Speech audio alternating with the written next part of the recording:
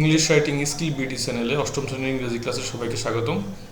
আমরা 8.4.5 8.4.6 এর উত্তর নিয়ে আসি চ্যাপ্টার 8-এ। তো আমাদের এই চ্যাপ্টার নাম হচ্ছে লাইফ ইন দ্য উডস, অরণ্য জীবন। আচ্ছা, আমরা এখন 8.4.5 এর কী করতে হবে একটু দেখি।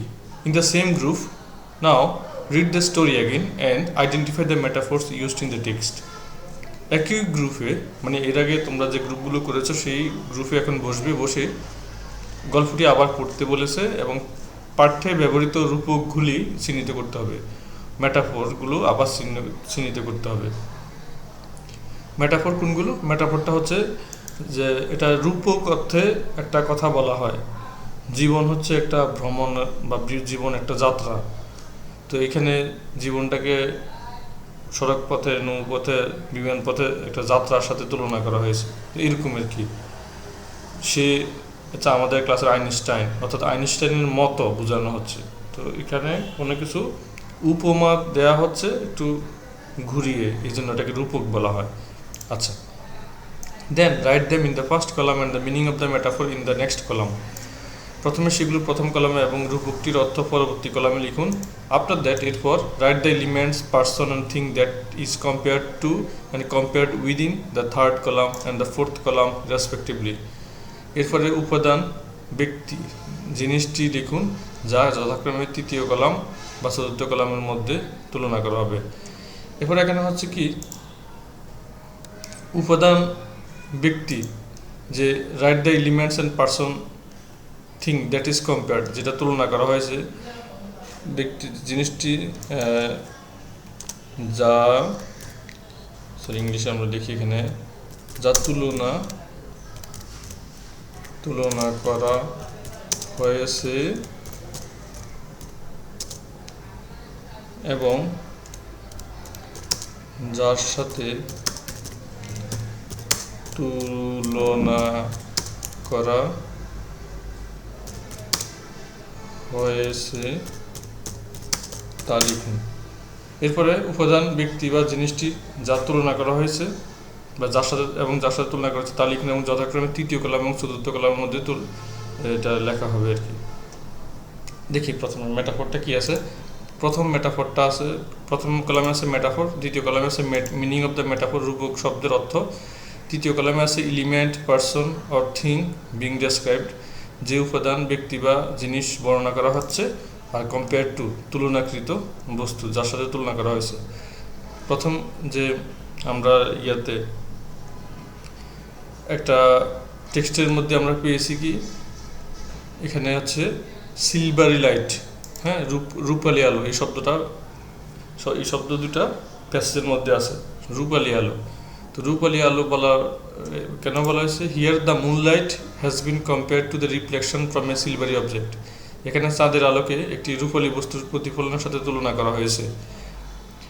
তো মূলত কোন জিনিসটার সাথে তুলনা করা হয়েছে? দ্য মুনস লাইট, চাঁদের আলোকে তুলনা করা হয়েছে কার সাথে?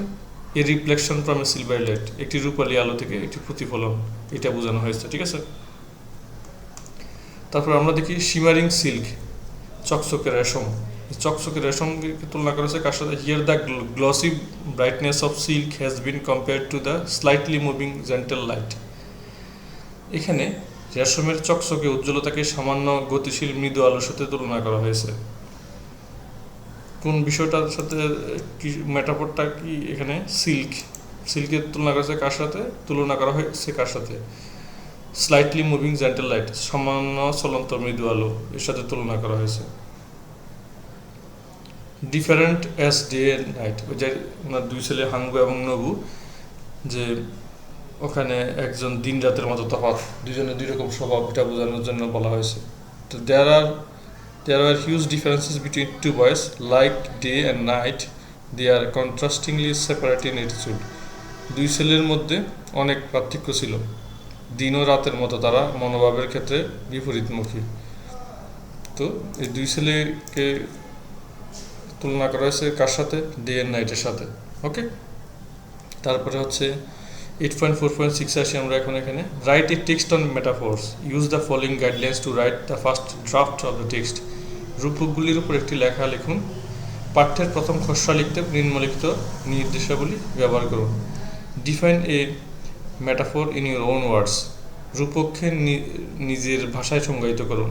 মেটাফোরকে নিজের ভাষায় সংজ্ঞায়িত করুন। তো আমরা সংজ্ঞা দিচ্ছি এভাবে: a metaphor describes an object, idea or action by comparing it to something else. This is usually in a way that is not literally true but helps to explain something or make a connection between the two things. রূপক একটি বস্তু, ধারণা বা কর্মকে অন্য কিছুর সাথে তুলনা করে বর্ণনা করে। এটি সাধারণত এমনভাবে হয় যা আক্ষরিকভাবে সত্য নয়, তবে কিছু ব্যাখ্যা করতে বা দুটি জিনিসের মধ্যে সংযোগ স্থাপন করতে সহায়তা করে।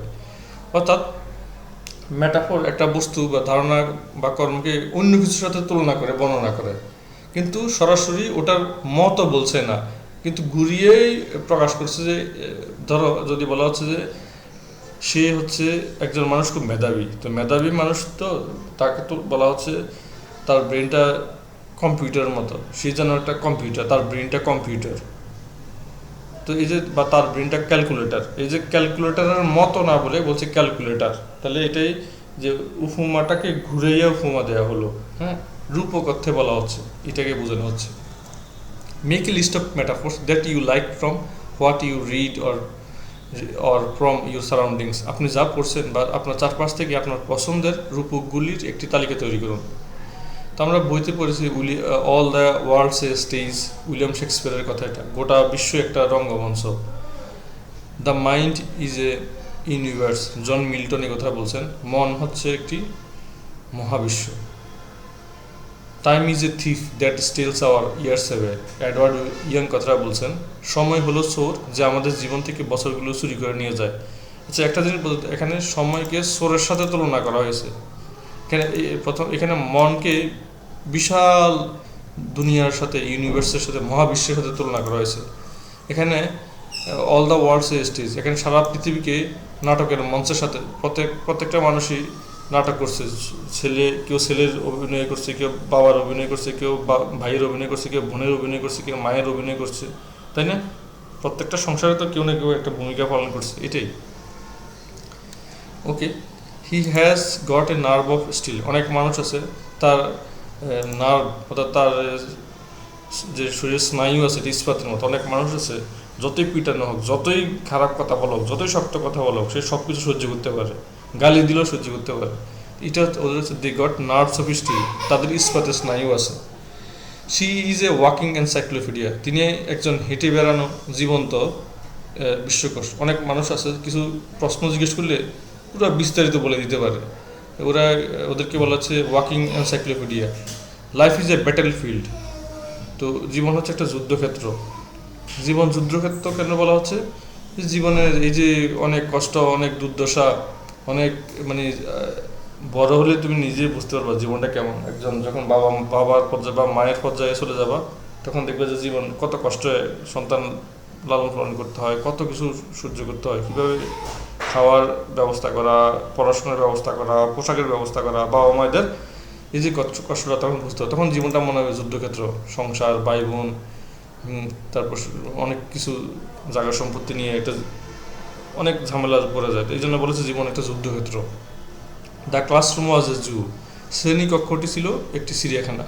অর্থাৎ চিড়িয়াখানা যেরকম বান্দর আছে, হরিণ আছে, বাঘ আছে, তো কিছু কিছু ক্লাস আছে এর মধ্যে ঢুকলে চিড়িয়াখানা মনে হয়। এত ডিস্টার্ব করে আর এমন সব শব্দ করে, এদিকে বানরের শব্দ, এদিকে বিড়ালের শব্দ, কুকুরের শব্দ, এটাকে চিড়িয়াখানার মতোই মনে হবে। আচ্ছা, লাফটার ইজ এ মেডিসিন, হাসি এক ধরনের ওষুধ।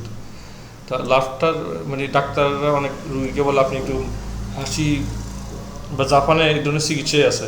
তোমার হাসপাতালে রুগীকে মানে মজার কমেডি নাটক বা মজার এই কার্টুন অভিনয় এগুলো দেখানো হয় যেন হাসতে পারে। হাসলে অনেক কষ্ট দূর হয়ে যায় বলা হয়। লাইফ ইজ এ জার্নি, জীবন একটি যাত্রা বা ভ্রমণ, ঠিক আছে? তারপর আমরা এরকম অনেকগুলো বানাতে পারো, তুমি নিজে থেকে বানানো যায়। তো যে হি ইজ এন আইনস্টাইন, এইভাবে বলতে পারি আমরা, অনেকগুলো বানানো যায়। তো আমার এই মুহূর্তে যে কয়টা মনে পড়ছে তোমার সাথে শেয়ার করার মতো এগুলো দিলাম। তুমি আমাদের এখানে বললে 100-150 দেওয়ারও কোনো অসম্ভব নয়, জায়গা হবে না, তাই দিইনি। আর মেটাফোর আমার খুব পছন্দের একটা বিষয়, আমি মানে মেটাফোর নিয়ে লিখতে অনেক পছন্দ করি, কিন্তু এখানে তো লেখা হচ্ছে না। Choose a metaphor you like from the list and explain what it means. Give an example of how you will use it while you are talking to someone in your writing. তালিকা থেকে আপনার পছন্দের একটি রূপক বেছে নিন এবং এর অর্থ ব্যাখ্যা করুন। কারোর সঙ্গে কথা বলার সময় এবং আপনার লেখায় আপনি কিভাবে এটি ব্যবহার করবেন তার একটি উদাহরণ দিন। তো যে কোনো আমরা অনেকগুলো তো দেখালাম, এখানে যে কোনো একটা ব্যাখ্যা করতে বলেছে, আমরা একটা ব্যাখ্যা করি। Life is a journey is a metaphor that compares the experience of life to a journey with different destinations, adventures, challenges to navigate along the way. জীবন একটি যাত্রা, এটি রূপক যা জীবনের অভিজ্ঞতাকে একটি যাত্রার সাথে তুলনা করে, বিভিন্ন গন্তব্য, দুঃসাহসিক কাজ এবং পথে চলাচলের চ্যালেঞ্জগুলির সাথে এখানে তুলনা করা হয়েছে। যেমন অনেক কিছুর সাথে, জীবনের চ্যালেঞ্জের সাথে তুলনা করা হচ্ছে জীবনকে। তারপরে যেমন জীবনকে এখানে দুঃসাহসিক কাজের সাথে তুলনা করা হয়। আচ্ছা, তারপর হচ্ছে এখানে বলা হচ্ছে যে এটা একটা প্র্যাকটিক্যাল উদাহরণ, প্র্যাকটিক্যাল একটা বাস্তব একটা উদাহরণ দিতে হবে। যেমন one day my close friend was crying due to his personal problem in the family. Listening to his story of sadness, I encouraged him not to lose hope.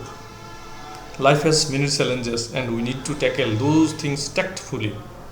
একদিন আমার ঘনিষ্ঠ বন্ধু পরিবারে তার ব্যক্তিগত সমস্যার কারণে কাঁদছিল। তার দুঃখের গল্প শুনে আমি তাকে আশা না হারাতে উৎসাহিত করি। জীবনে অনেক চ্যালেঞ্জ রয়েছে এবং আমাদের সেইগুলো দক্ষতার সাথে মোকাবেলা করতে হয়। ডি নম্বর হচ্ছে explain how the use of metaphor makes your writing and improved piece of writing. রূপক ব্যবহার কিভাবে আপনার লেখাকে একটি উন্নত রচনা করে তোলে তা ব্যাখ্যা করুন। The use of metaphor enriches writing by adding depth, colour and emotion. Metaphor stimulates the reader's emotion, making the text more engaging and memorable. রূপকের ব্যবহার গভীরতা, রং এবং আবেগ যোগ করে লেখাকে সমৃদ্ধ করে। রূপক পাঠকের আবেগকে উদ্দীপ্ত করে পাঠ্যটিকে আরও আকর্ষণীয় এবং স্মরণীয় করে তোলে। ওকে, এরপর বলছে letter exchange your note in pair or make the necessary changes. Finally present your text to the class and share your opinion on using metaphor in a text. পরে জোড়ায় আপনার নোট বিনিময় করুন এবং প্রয়োজনীয় পরিবর্তন করুন। পরিশেষে আপনার পাঠ্যটি ক্লাসে উপস্থাপন করুন এবং একটি পাঠ্য রূপক ব্যবহার সম্পর্কে আপনার মতামত ভাগ করুন, ক্লাসের সাথে শেয়ার করুন। এখন তুমি যেটা লিখেছো এটা ক্লাসের সাথে শেয়ার করতে বলছে এটা। ওকে প্রিয় শিক্ষার্থীরা, ক্লাসটা আজকে এখানেই শেষ করছি। এই চ্যাপ্টারটাও আমাদের শেষ হলো, আমরা পরে হয়তো আরেকটা চ্যাপ্টারে যাব। তার আগে সবাইকে অনেক ধন্যবাদ জানিয়ে চ্যানেলটা সাবস্ক্রাইব করার কথা বলে, যদি অলরেডি সাবস্ক্রাইব করে থাকো তাহলে শেয়ার করে দাও বন্ধুদের সাথে। মতামত থাকলে কমেন্ট করে জানাতে পারো। খোদা হাফেজ, আসসালামু আলাইকুম।